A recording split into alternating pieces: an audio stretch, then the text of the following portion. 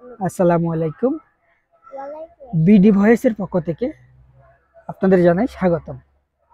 যে যেখান থেকে দেখছেন, এই মুহূর্তে আমি আপনাদের সাথে সংযুক্ত হয়েছি কক্সবাজার থেকে। আজ সারাদিন এভাবেই আকাশের পরিস্থিতি আমরা দেখছিলাম।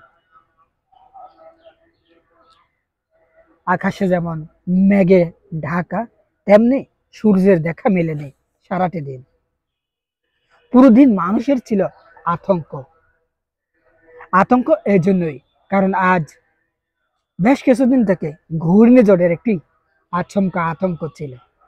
আর সেই আতঙ্কটি আজ আমাদের উপর দিয়ে বয়ে যাওয়ার কথা। একটু একটু করে বাড়ছিল ঘূর্ণিঝড়ের সতর্কতা, বাড়তে চলেছে একের পর এক সংকেত।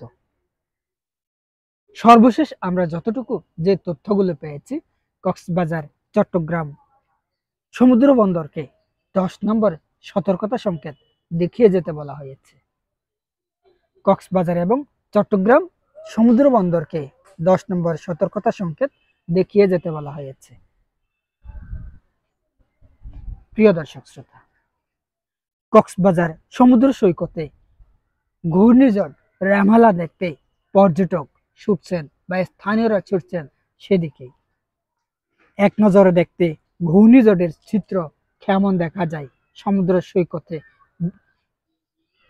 পানির যে উষ্ণতা বেড়েছে সেই দৃশ্যগুলো দেখার জন্য কিন্তু কক্সবাজার সমুদ্র সৈকতে বেড়েছে অগণিত পর্যটক এবং স্থানীয়রা।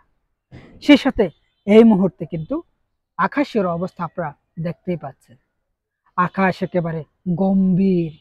তবে যে 10 নম্বর সতর্কতার সংকেত, রামেলার যে 10 নম্বর সতর্কতা সংকেত আমাদের উপর দিয়ে দেওয়া হয়েছে আবহাওয়া অধিদপ্তর থেকে, সেই 10 নম্বর সতর্কতা সংকেতের ঘূর্ণিঝড়টি রাতের মধ্যে আমাদের উপর দিয়ে বয়ে যেতে পারে, সে কথা বলেছেন আবহাওয়া অধিদপ্তর। তবে আমরা কক্সবাজারবাসী এবং চট্টগ্রামবাসী যারা উপকূলে বসবাস করেছেন, সকলেই যেন সজাগ থাকে।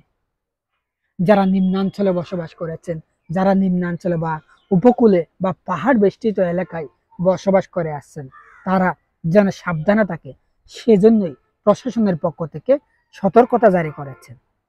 তারা মাইকিং করছেন, বিভিন্নভাবে বলে আসছেন তারা যেন সতর্ক অবস্থায় থাকে। এই মুহূর্তে 10 নম্বর সতর্কতা সংকেত দেখিয়ে যেতে বলা হয়েছে আবহাওয়া অধিদপ্তর থেকে।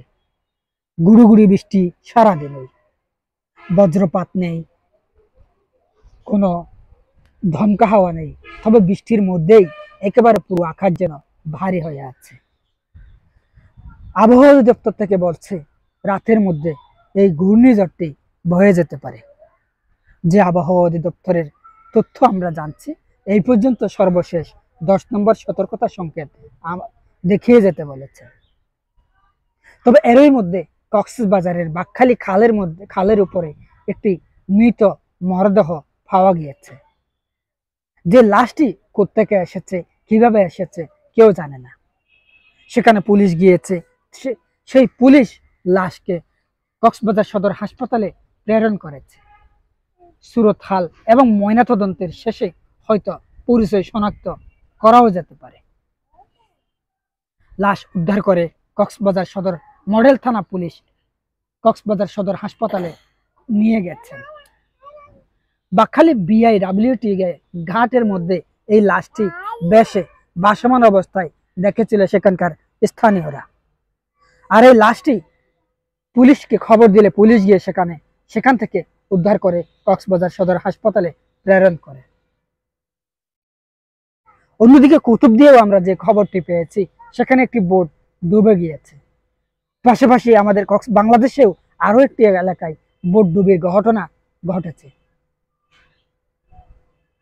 তবে এখনো পর্যন্ত রামেলার কোনো আঘাত কোনো এলাকায় বা কোনো জেলায় আঘাত হানেছে এমন কোনো খবর আমাদের কাছে আসেনি। তবে রাতের মধ্যে সেই রামেলার ঘূর্ণিঝড়ের আঘাত আসতে পারে।